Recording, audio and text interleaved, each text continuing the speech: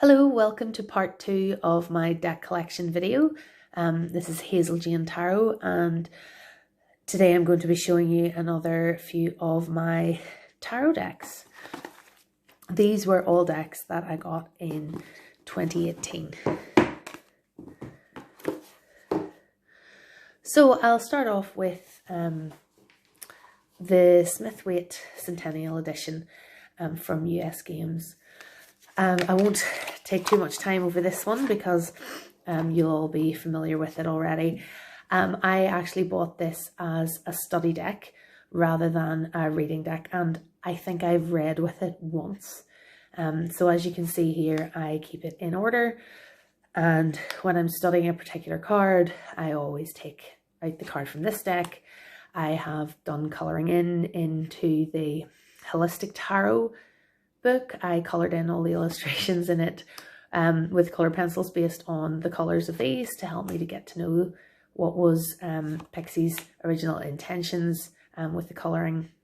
This is a really nice edition. The muted colours are lovely, and that US Games cardstock I really like.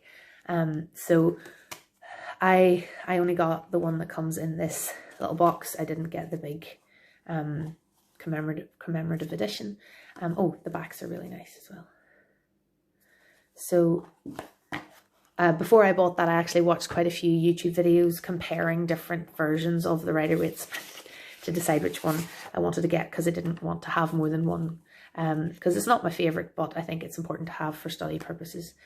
This one is the Morgan Greer deck. This was originally published in 1979. And I just love the bright colours and the 70s vibes of this deck. So it's kind of well known for its moustaches.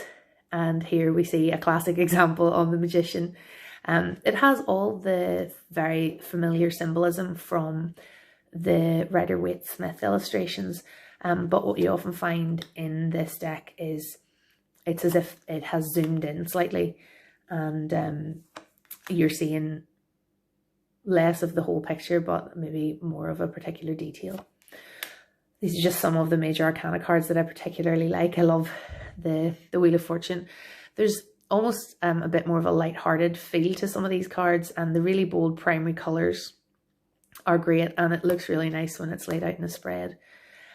So the suits, they show the characters all in profile, I think, and so if you like to read, taking account of the directions the characters are facing, that's quite pronounced in the courts in this deck. And as I say, they're quite zoomed in compared to what you might find in another deck. So we have the Page of Swords, the Knight of Swords, the Queen of Swords, so she's looking straight at you,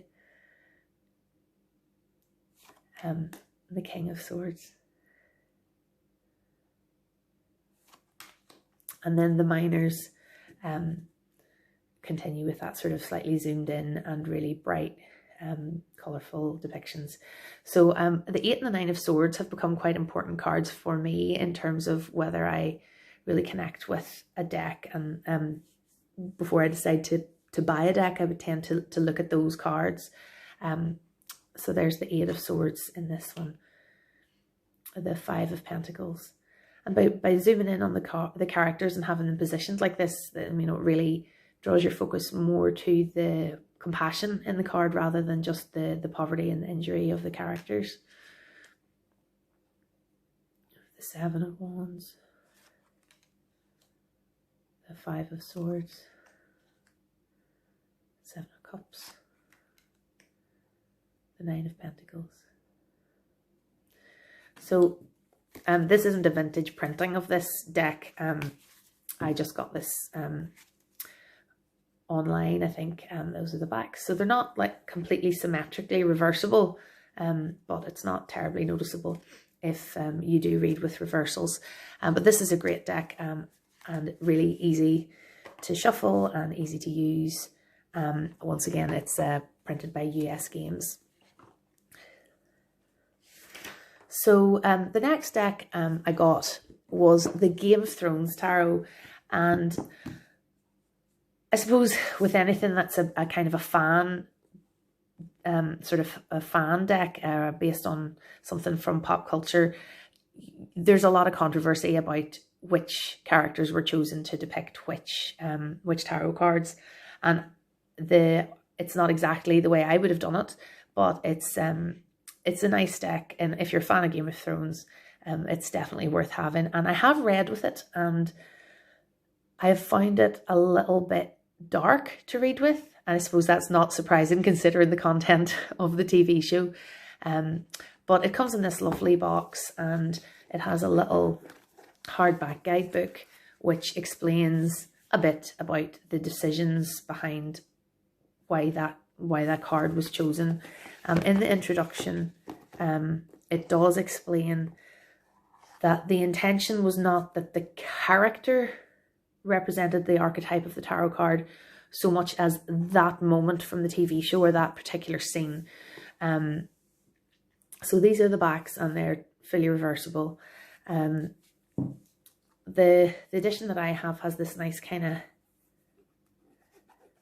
like, there's a texture to the cards, and they're quite nice to work with and shuffle. So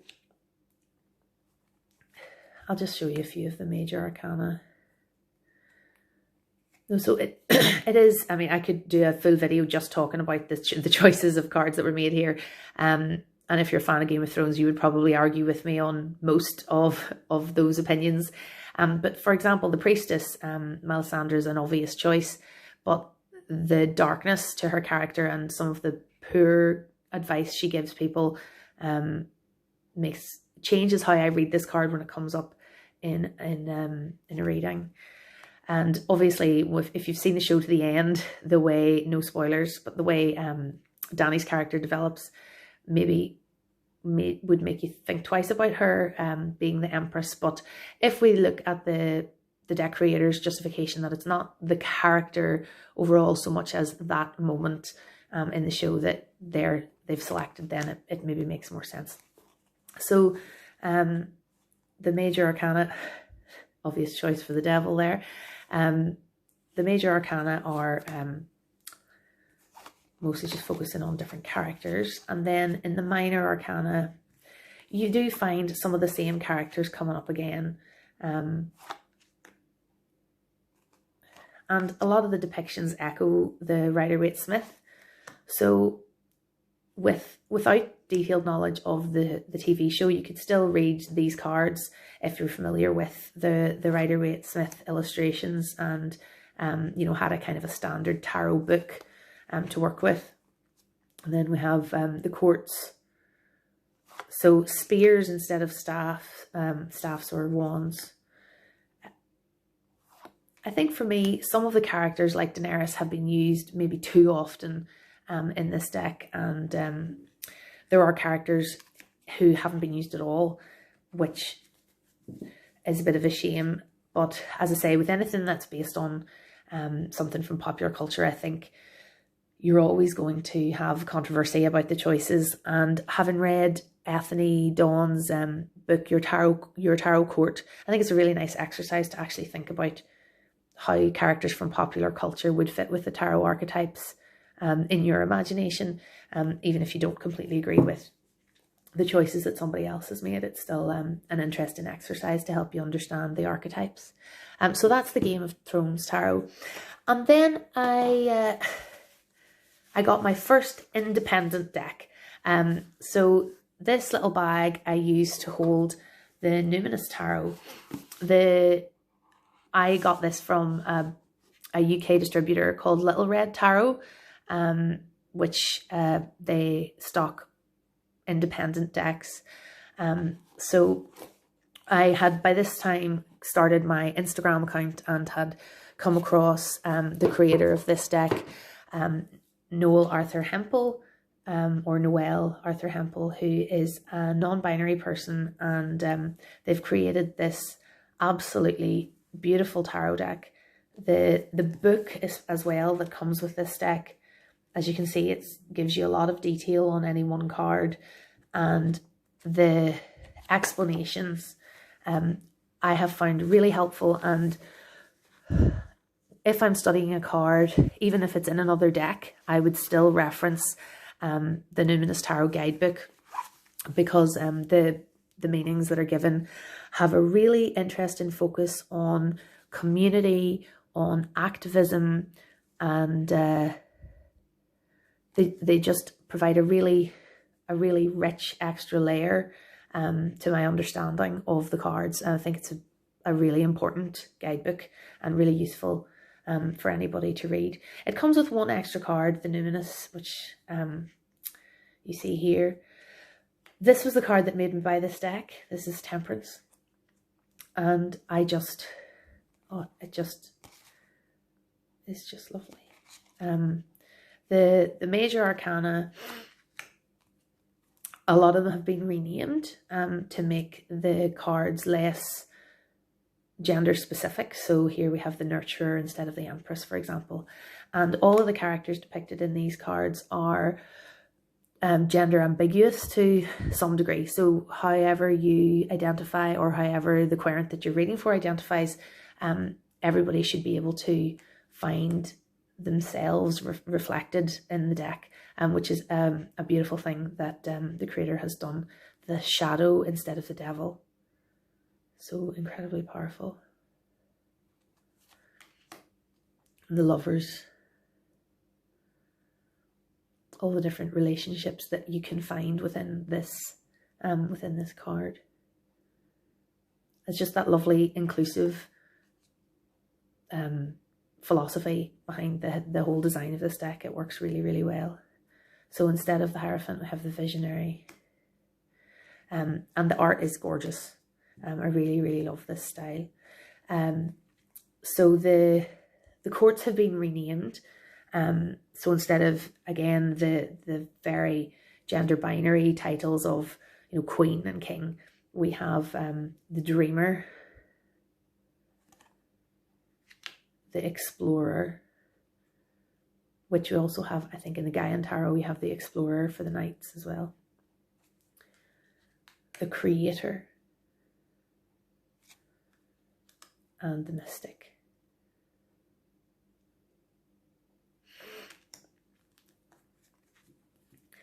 But where I think this deck really is the strongest, actually, is in the minor arcana.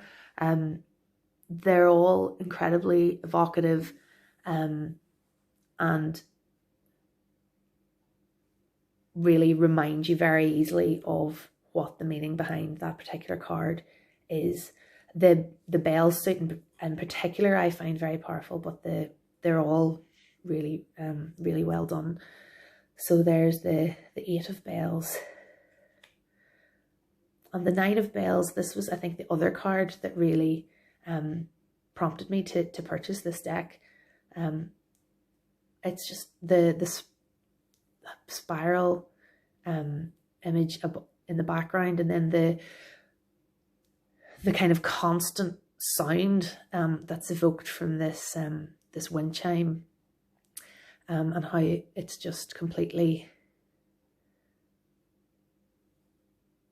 taken over the mind of the person depicted, and then it just really captures the Nine of Swords for me. And the book explores the reverse meanings really well as well, and you can sort of almost see this person falling into this sound and image that's depicted here when you see this card reversed. So I just find this very powerful, and as I say, with the book explains the intentions and the meanings behind each of these cards really well. I love this card. The Nine of Files, so joyful, and this person just looks like somebody that I know, and that there's something really relatable about all of these characters. They feel like the people in your life, and there's so much thought gone into making sure that it's representative, and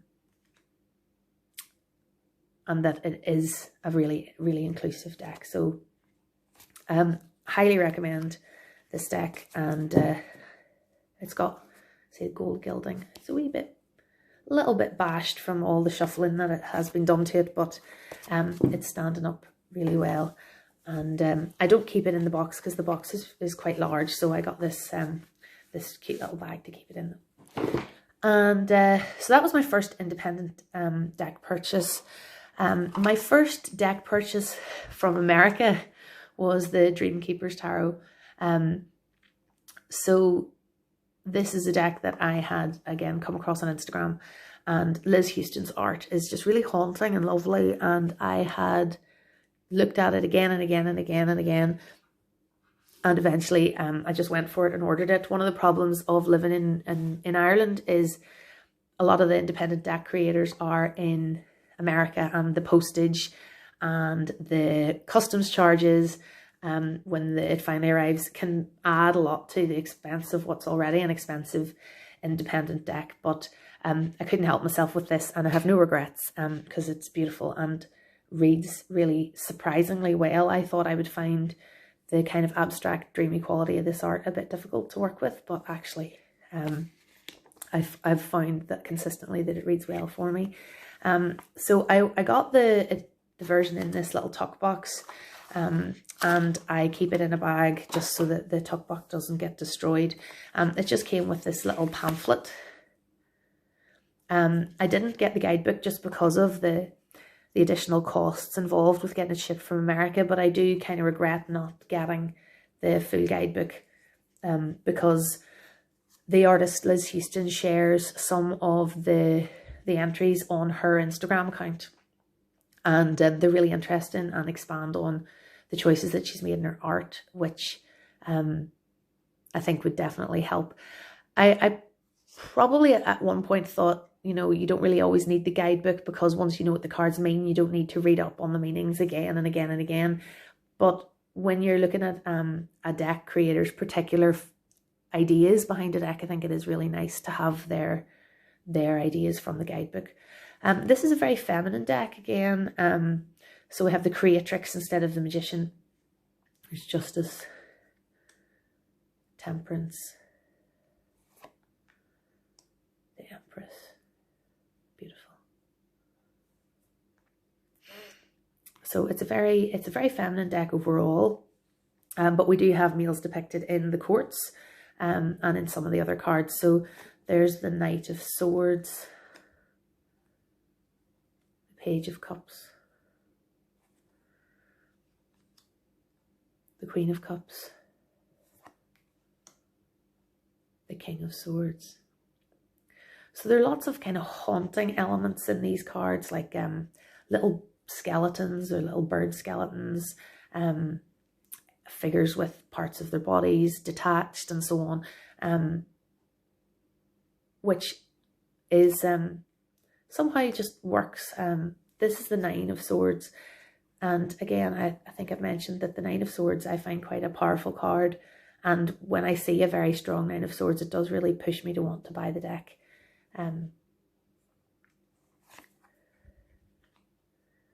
Seven of Cups. The indecision really illustrating all these different eyes and parts of faces looking off in different directions.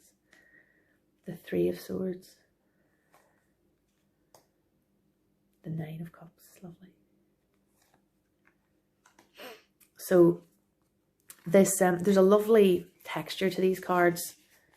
They kind of feel soft in a weird way, and they're lovely to shuffle, lovely to work with.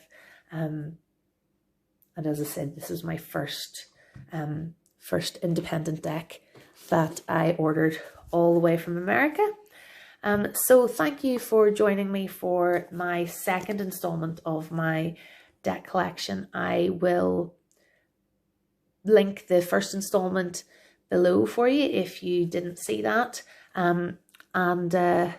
Please come back and subscribe to my channel and have a look at the rest of my deck collection videos as I'm sharing them. Thanks for watching. Bye bye.